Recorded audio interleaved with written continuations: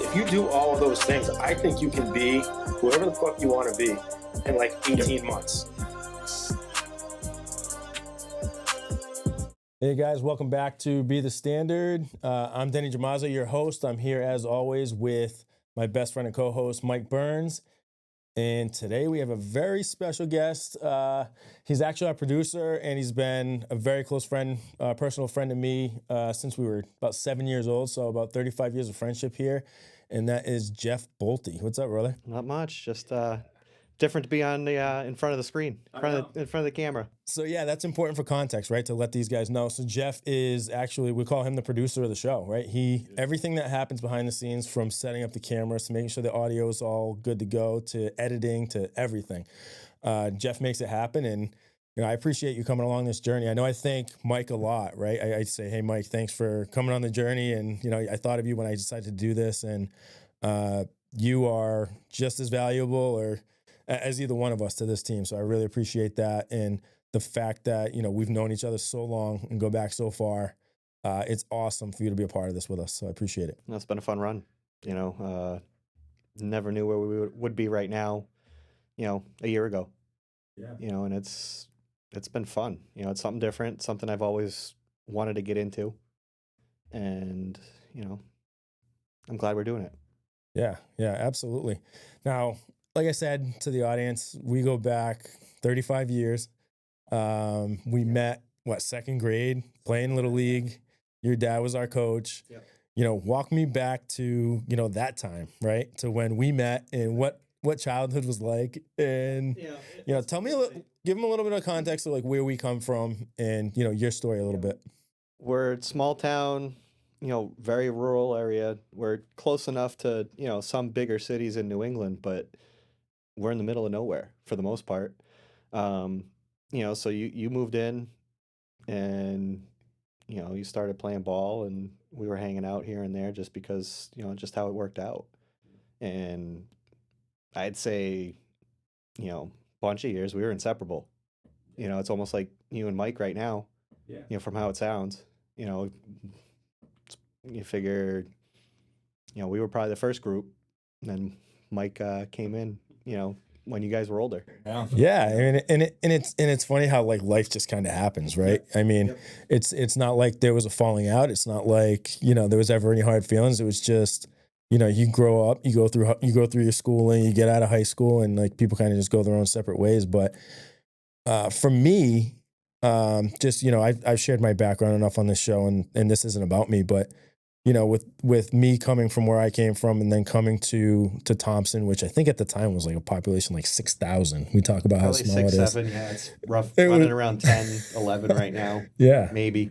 Yeah. So very, very small. And, that was a culture shock for me. But, one of the things that I look back on in my childhood and as a huge positive for me was spending time with you, and you being a positive influence for me and your dad. Your dad was our coach, and he was just amazing to me. As I almost considered him like a father figure as well. Well, as he should have been. He was the male adult in your life for the most part. And you were probably at our house probably as much as you were at your your aunt's. Yeah, swimming in the pool, playing wiffle ball. Man, we had a lot of fun. Basketball a little bit here and there. You were bouncing around the neighborhood with me all the time. Yeah, that was awesome. But then we ultimately did kind of go our separate ways after high school and whatnot. Yeah, you figured, I was a grade ahead of you at one point. We were all on our own paths. And we, I left New England, went down to Florida for college, and good 4.5, 5 years. And what'd you study? Bounced around a little bit. So went down for engineering. Math was a problem. For you? Really? You're a smart guy. Yeah. They had one like advanced math teacher who was Russian. And I just couldn't get it. Yeah. The way he was, they didn't have anybody else that you could bounce off of really to, get things moving. I ended up moving over to broadcast communications. Looked to start, sports broadcasting there because they didn't have it as as anything there at Barry University. And the broadcast communications professor, director, head of the department just wasn't into it because somebody else tried to do it and they had some flack with the athletics department. And I'm like, all right, well, that's kind of where I want to go. And if we can't do it here, I'm going to look to do something else. Yeah. So in the end, I got a bachelor's of fine arts in graphic design. Ran with photo, video, all of that stuff along the way. And, I still, with the broadcasting stuff, I have the knowledge in order to do, stuff like this, the podcast, and just the technology and how it's changed in 20 years since I started doing it, is amazing. Yeah, no, that's cool. I also bounced around in college, 3 or 4 different majors, and settled on political science, which means nothing for what I do now. But yeah, when I found out that you were, because there's always a break in communication with anybody, right? Oh, definitely. So when I found out you were doing like photography and the video stuff, it came to no surprise to me, right? I knew, like, even as a kid, I actually remember going with you and your family to shop for your first computer. Yeah, We went to Sears in the mall. Nice. Yep. Me, you, your mom, your dad, your brother. And I remember you walked around with a notebook, taking notes on the specifics All of every computer, right? The storage, the whatever, the memory. So it was no surprise to me that you got into some kind of a technical field, right? And you were always a super smart kid. Well, and even then, I was shooting with my parents' film camera for Little League stuff when I wasn't playing. So, there was always an interest in the photo, creative side. But that wasn't my intention going into college at the time. I had a plan. I knew what I wanted to do and, adapt and make it work. Yeah. It's funny where life takes you, right? Yeah. You get a curveball, you work with it and try to, make the best of it. And I don't feel like they're curveballs though. Like I feel like that's just the way things are supposed to go. Definitely. In hindsight, it makes sense. At the time, it feels like a curveball. Like, oh, what is this? Right. Right. No, that's kind of, I had some not situations, but some potential things in the last couple months that didn't pan out. And I'm like, yeah, it's just the way it's supposed to go. I'm like, it wasn't meant to be. There's a plan. I don't know what it is. I'm going to roll with it. I saw something recently and I loved it. This guy's, he's all ragged looking, long beard, former Navy SEAL, but I was watching something online of him and he says, you're exactly where you're supposed to be right now. Yeah. Regardless of what that looks like, whether that's things are going great or things are just shitty. Mm-hmm. You're exactly where you're supposed to be right now. And you just need to roll with it, figure out a way to either enhance what's going on or pivot and go in another direction. But what's happening right now is what's supposed to be. And I truly believe that. 1,000%. Well, I've always believed that. Yeah. But you've always been to me, just so intellectually driven and just a smart kid. I've always thought of you as just this smart guy. And I was just recently writing in my book. I'm writing a book. And one of the things I wrote was, how we played baseball together. We talked about that. Your dad was the coach. But I'd go over your house and we'd be watching a Red Sox game. Yep. And you guys would know the stats of players. You guys would know all the players, the details, this and that. I never had an interest in it. Right. I loved playing the game. I was fairly decent at it at that age. But I was never a fan of baseball. Right. I just only liked to play it. You like to play it. So we'd go over and your dad he knew I didn't like the numbers part of baseball and all of that. So he would try to keep me engaged with the game by saying, all right, Denny, because I was a pitcher, I was a shortstop, and we rotated around a lot, you and I. Mm-hmm. But he would ask me situational baseball questions to keep me engaged. Right. And I appreciated that because that was the only way to keep me engaged. Because then I could figure out how I could apply it as a player as opposed to stats of a the player. Stats don't mean anything to you. Yeah. And you look at it. Just wasn't a fan of the game. The way stats have gone today is crazy. They can figure out exactly what type of pitch is going to be hit somewhere. Yeah. And I kind of take that to, my photo or my video work when I'm working with colleges or, anybody in the sports world. if I'm around the team enough, I can kind of have an idea on what their next move's going to be. Mostly, if the team's been around and cohesive enough, like a couple years ago, University of New Haven, they had a QB for 2 years. He was an older, he was getting ready to graduate, but I knew where to be for the most part, depending on where they were on the field. Wow. And it helped me capture what they needed. And I can do, and I try to do that everywhere, and there's times where you can't. Obviously, you're going to make a mistake. Mhm. You say, all right, it wasn't meant to be this time, and you go with it. Yeah. And one of the things that's been cool about just following you and like the things you post online or whatever is you've done some pretty cool things and gotten to work with some cool teams, work some events. Like, obviously I know you work with the UConn basketball team, which, most winningest coach ever in women's basketball now. And Gino Oriema. And then, you work the Travelers up in Connecticut every year.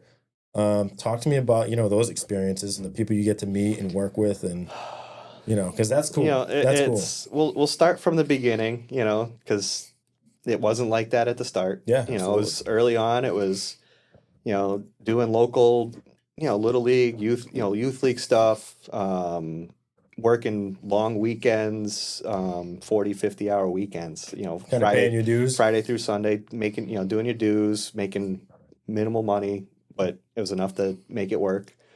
Met some people along the way, got, recommendations from other people to say, for some other people. And, one thing led to another. The guy that I've been working with for 15, 16 years now on the corporate side, big client list, Travelers, Citibank, a bunch of stuff like that. And, he needed some help with Travis Championship. And, so I met him in his studio in Hartford and we talked and, I showed him my, minimal portfolio that I had at the time, but he was comfortable with what was there. And he's like, hey, I'll take you, if you're interested, and, that was, after that, later that summer, here I am doing Travelers Championship. But before even that happened, like 2 weeks after that meeting, he called me up. He's like, hey, have you, done event work and proms and stuff like that? I have this event in California for 2 weeks that, I need some help if I can get it. And I'm like, something different. And, big corporate event, photos for the guests. There's a big slideshow at the end where they showcase, the whole event. And I've been doing that since, so there's been some consistent work. In the end, it's who I've met along the way. Because you figure a lot of the PGA Tour stuff that I've done was because of Travelers Championship and who I met through there.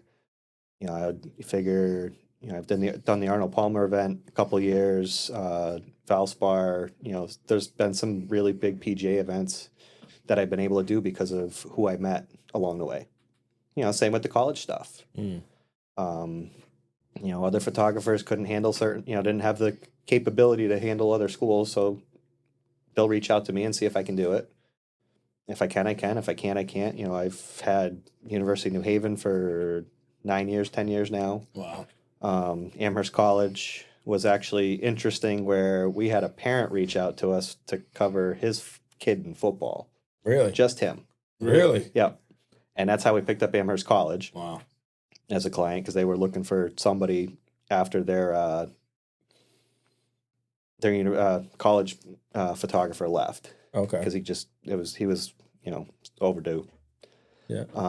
But yeah, a lot of it's just word of mouth and people just referring in the end. That's a grind, huh? Yeah. No, and it's been a grind. It's still a grind. I'm always. But you obviously love it because you continue to do it. I do. Right? It'd be nice to, pick up a couple high quality clients along the way. Not that I don't have it now, Of course. but more regularly anyway, and just to kind of backtrack a little on some things so I can, one, be around the family more, Right. and two, make sure we keep this thing rolling too. Yeah, no, and appreciate that. I appreciate all your efforts on that. Man. But let's backtrack a little bit on that. You know, Married your high school sweetheart. Yep. Talk a little bit about the fam. Well, You don't have to go too deep into it. It's been interesting. It's definitely because you guys grew up a couple miles from each other, right? Like, because I About a know I'm mile. only a couple miles from her where I grew Yeah. up. Not even a mile. yeah, we're about a probably. mile, maybe not even. Okay. Yeah, local. Grew up through school. Yeah. Kindergarten cool. up. Did you guys start dating in high school before that? Yeah, senior year. Oh, okay.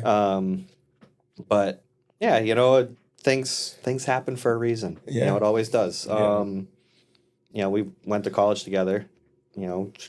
Had some ups and downs, and Yeah. worked our way through it. Fair and enough.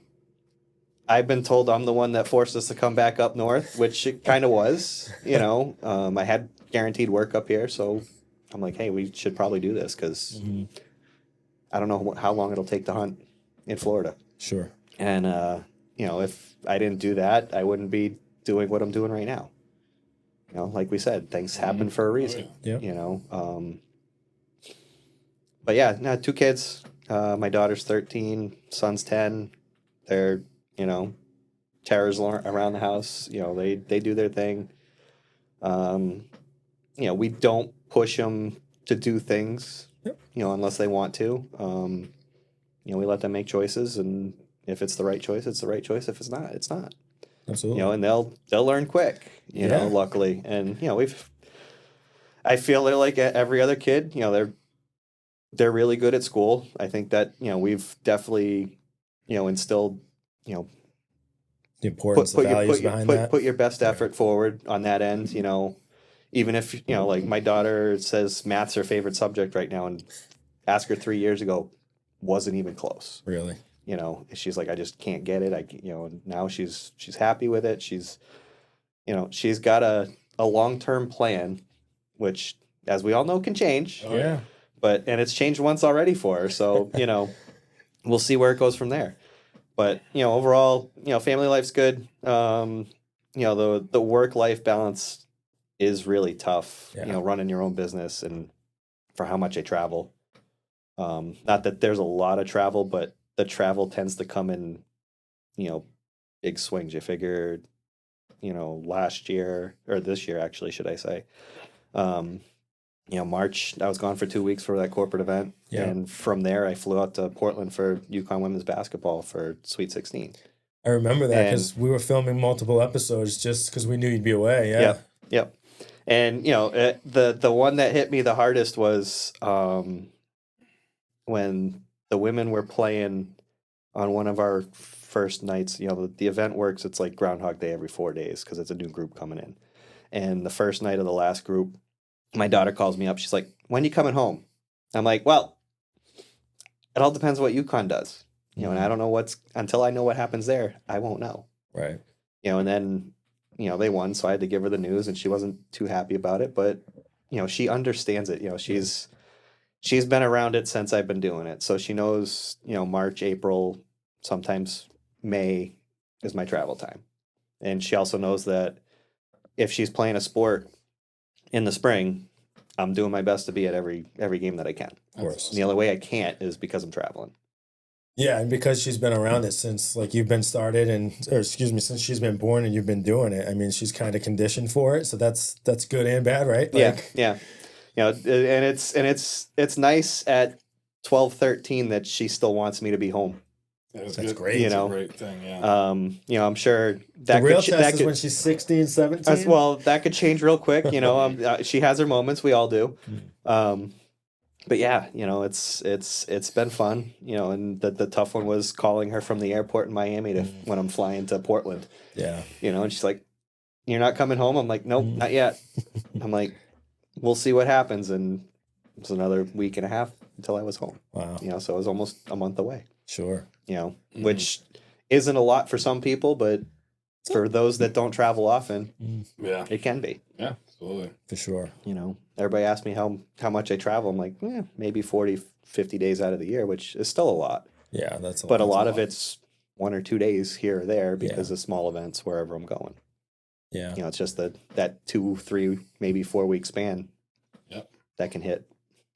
Yeah, and when it comes in bunches like that too, and I've traveled more recently, That's the last 4 months, and it's probably, if you add it all up, it's probably somewhere around 20 days. And that's just not including like previously over, Right. over the entire year, but probably Yep. 20 days over just like the last 4 months. And even that's been like, people are like, oh, you travel a lot. And I'm Yeah. like, yeah, I mean, I guess just more recently it's been that way, but Yep.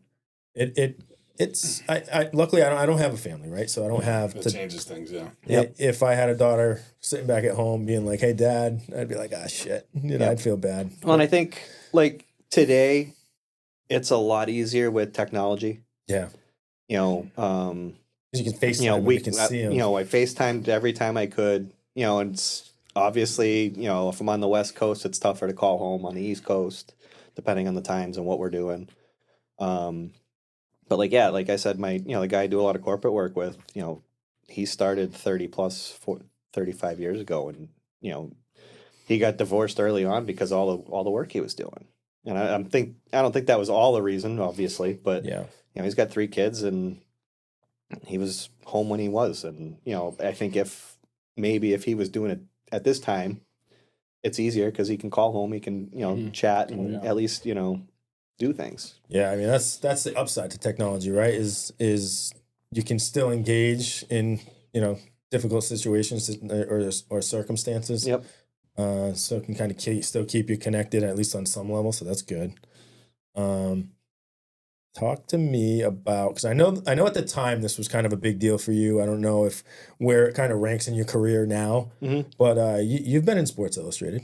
Yep. Some of your pictures. Yep. Sports Illustrated, Yeah. ESPN, a lot of stuff online. I'd say it was exciting at the time. It still kind of is. Sure. You know, especially knowing like the 2-page spread I had in Sports Illustrated from a Patriots game, I was sitting pretty much right next to the Sports Illustrated guy. So I knew, I don't know if I had something special there, it just happened to fit what they needed at the time. Sure. He might have had a different look. You know, it's what it is. You know, I learned a lot in that time frame. It was early in my career. You know, I met a company that was, you know, pretty much just up and coming. And I saw an opportunity. I'm like, they needed help in the New England region. I'm like, all right, you know, I can do that. I ended up, along with being one of their regional photographers, I was also their website designer and IT guy and pretty much anything that needed to be, you know, North America, because they were out of Canada. So they had photographers from anywhere, all around the U.S. and Canada. And then they ended up adding some European and everything to help that. So, you know, on that end, it was all spec work. So unless you sold something, you know, to a magazine or anything, you weren't making anything. You know, but for me, it was the opportunity to get to, you know, some places that I couldn't get to. Sure. You know, and I see the benefit and I see the downside to it today, because I see it more and more today, where everybody's just happy to be on the sidelines and just being there. And, you know, I was there to work. I was there to try to make money, you know, and I ended up, you know, backing off when my daughter was born, because I drive to a Bruins game and pay $50 to park and not make it up. Yeah. Like I can stay at home and, you know, make no money there. Yeah. But I'll get more out of it. Right. You know, because my daughter will. Yeah. And that makes perfect sense. You know, and I also had, you know, a lot of decent clients at the time. So I had good work coming in. You know, a lot of that stuff at that time was, you know, for fun for the most part, you know, but also to, you know, try to get a name out there to, you know, pick up something solid. And I think with that experience I had there helped me pick up the college clients that I have today, you know, along with just the way, you know, the product comes out and how I can put everything out there. Yeah. So one of the things that I want to bring up in just kind of, because I think it speaks to like your character. I've always thought you're a good guy with good values, morals. Trying to figure out how I want to say this, but we're not going to talk politics, but I just want to say that, you know, you and I don't always agree on politics, but every time we talk, it's a respectful conversation and it goes well. And I just appreciate the fact that, you know, we've put 35 years of friendship ahead of any kind of shit like that. and it's kind of been a tough ride. Yeah. These last several months, Yep. just Yep. with everything that's been going on. Well, I but think I think that speaks to just your character, though, and something I really appreciate as a friend. well, in the end, we both want what's best for the country. Yeah. It might be differing Sure. to a point, but in the end, it's all going to be better somehow. Yep. You know. Yeah. So I just wanted to make that point because so many people, I've seen it. Oh, it's crazy. I've watched it, where like they're losing friends, they're distancing themselves from family and Crazy. over politics, and I think it's insane. Yeah. You know, I've had all these debates 1,000 times. Going to school for political science, Right. of course, right? you're going to be debating all these things, and one of the things I learned was to keep emotion out of it. Yeah. And if you have a personal relationship, or if you dislike someone personally because of how they feel politically, that's an issue with you. Mm-hmm. So it's just something I want to call out quick because I think it speaks to just high moral fiber in you. But it's not just that. There's so many things that I could speak to that. Just going back to kids, man, you've always had your head on straight, and I've always in some way looked up to you. So appreciate you. It's always been good. You know, appreciate you. You know, it's been a good run. Yeah, man, it's been awesome. Yeah, I don't know. What else you want to talk about? What we got here? Let's talk about this. Okay. All right. The podcast is called Be the Standard. Yeah, all right. You know? All right. It's a good Talk place to me to go. Talk to me about how you feel, not just, how do you feel about like just the principles that we've set, right? Setting standards, creating habits, executing accountability. Obviously, in your line of work and the way you travel, you go from here to there. I mean, obviously, there's a particular level of like structure and discipline around everything you're doing because you're obviously able to execute and do the things you need to do, right? You have a family to support. Yep. So talk to me about how you implement those things that, we kind of talk about all the time here and you listen to behind the scenes and make sure we get right. Name them off. So name them so off. The first one, we'll talk start about with the first one. setting standards. Yep.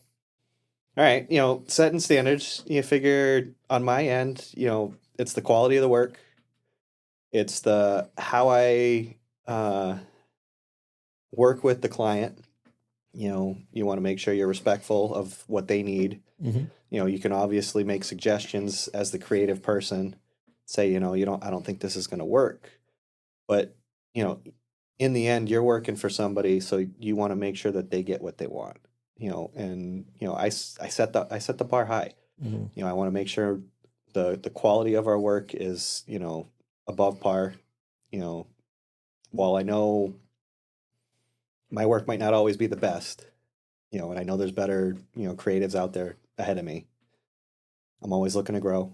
Mm-hmm. I'm always looking to give the best to, the clients that I work with.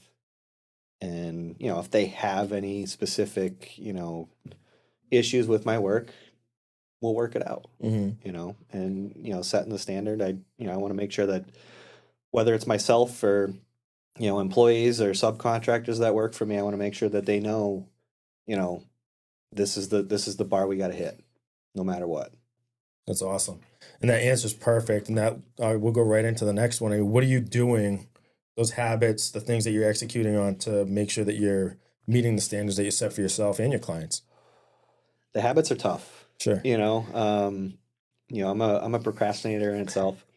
So sometimes, you just get stuck and you wait till the last minute. Obviously, my habits for going to an event or something like that is, if you're on time, you're late.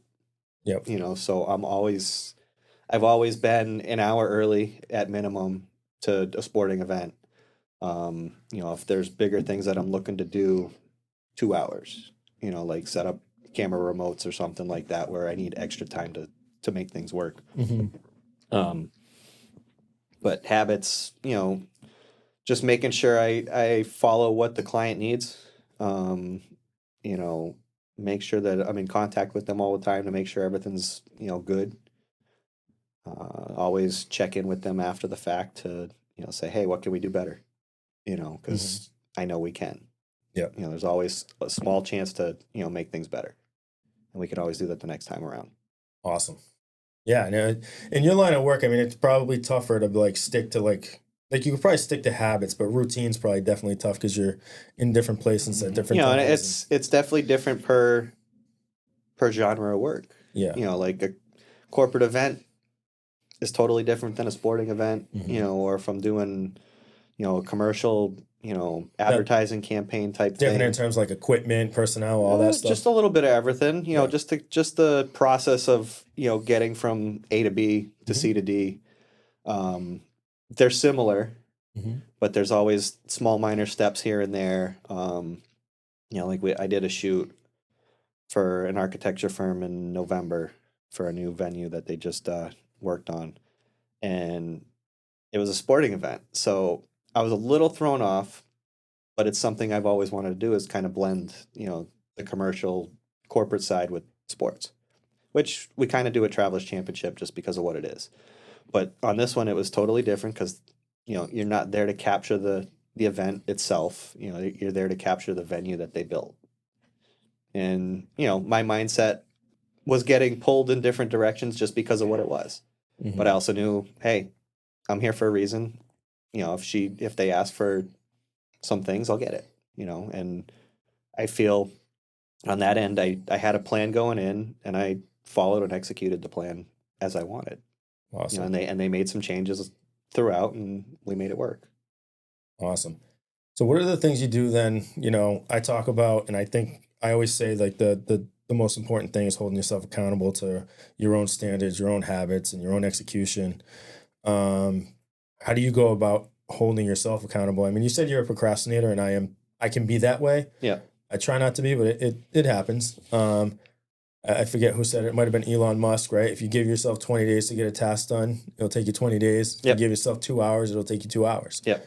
I think we all fall into that, but holding yourself accountable to your own standards is important, and we all try to do that as best we can. So yeah, I'd say on that end, you figure, I tell my sports clients generally a 24-hour turnaround on everything.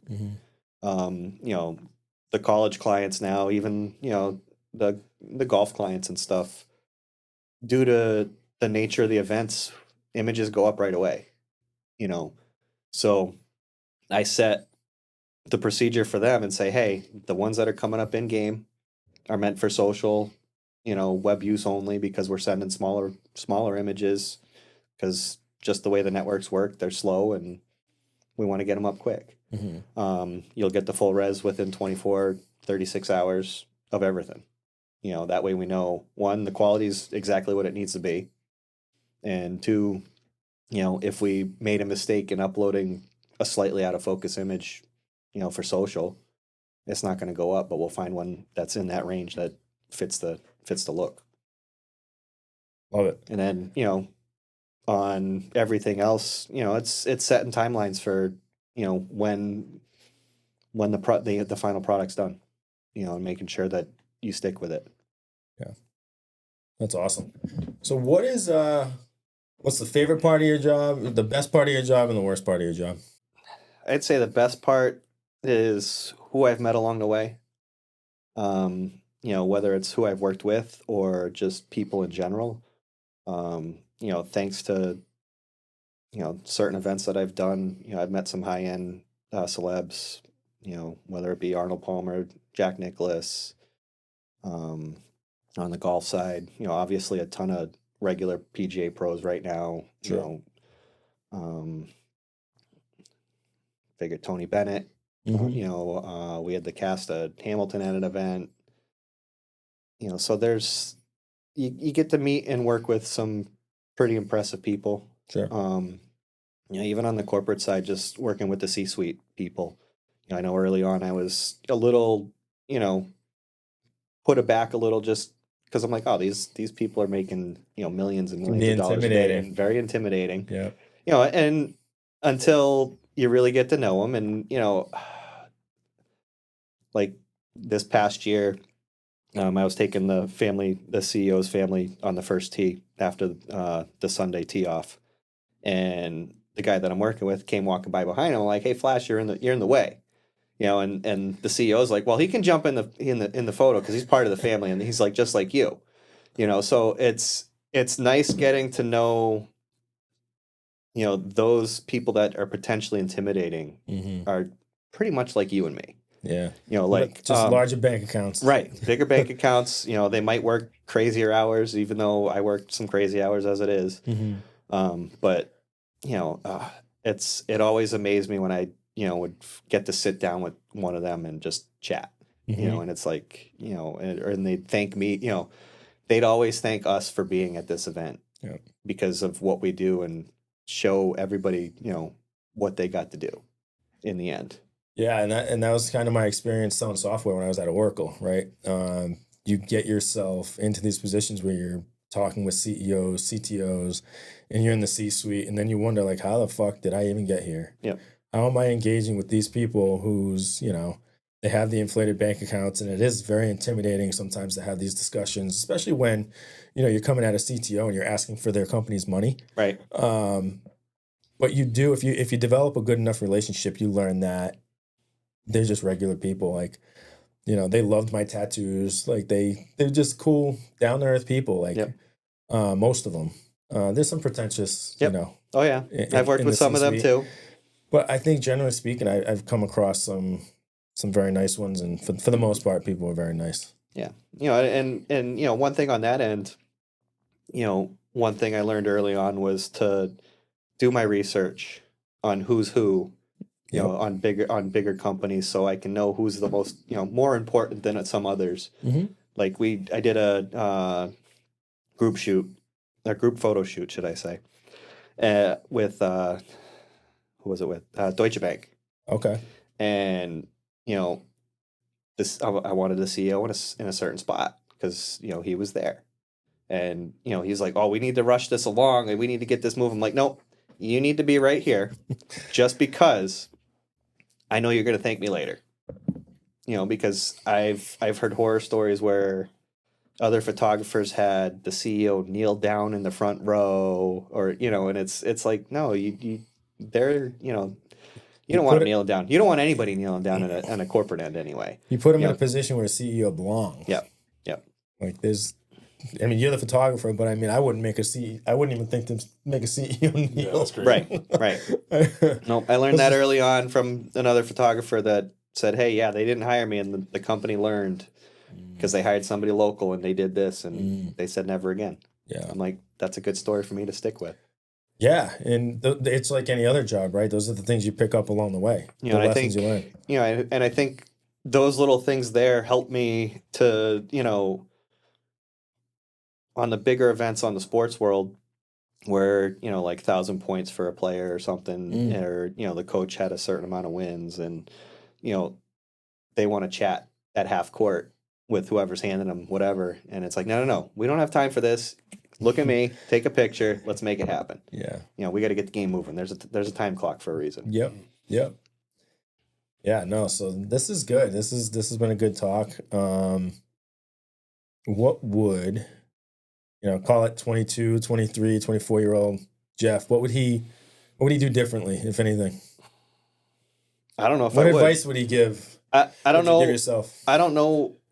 I would say at that point, I'd tell myself there, let it ride. Love that. Things are going to be bumpy at times, but you're eventually going to get to where you want to be. Because the one thing I always wanted to be is in sports, and that's a primary, a good portion of my business. That's awesome. I'd like to be more sports and corporate eventually, where I'm doing, more marketing end of it, but I enjoy the sports stuff, as a lot of us do. Yeah. Yeah, man. I don't know if you have anything else. No, man, I'm just listening. I'm taking it all in, man. I'm learning a lot today. So. I was really hoping you were going to put something out there. No, I don't. I'm literally just learning. Like, I didn't know most of this stuff. You know? So I'm just like the rest of the audience here, just listening and be like, this is cool stuff. Yeah. No, I don't know if you had anything else you wanted to touch upon. I don't know. Just more than always looking for new clients. Yeah, absolutely. Clarus Multimedia. Yep. Where can they find you? We're on all socials, Clarus Multimedia, Facebook, Instagram. Instagram's probably our biggest just because we're visual. Mm-hmm. ClarusMultimedia.com. Awesome. And they can, there's contact form there, and if they have any needs. Awesome. There you heard it. Geoff Bolte, our producer here at Be The Standard, as well as childhood friend. We go back 35 years. Again, thanks so much. Appreciate you coming on. Appreciate all the work you do for us. Yeah, man. You are irreplaceable to us. And I just can't thank you enough for all your contributions and your support. And I look forward to just riding this out. We need you, and thank you so much. I'm not going anywhere. Awesome. You got me as long as we need it. Awesome. Love that. All right, you heard it there. We'll see you guys next time. Appreciate you guys, and we'll see you soon. Thank you. Appreciate the support.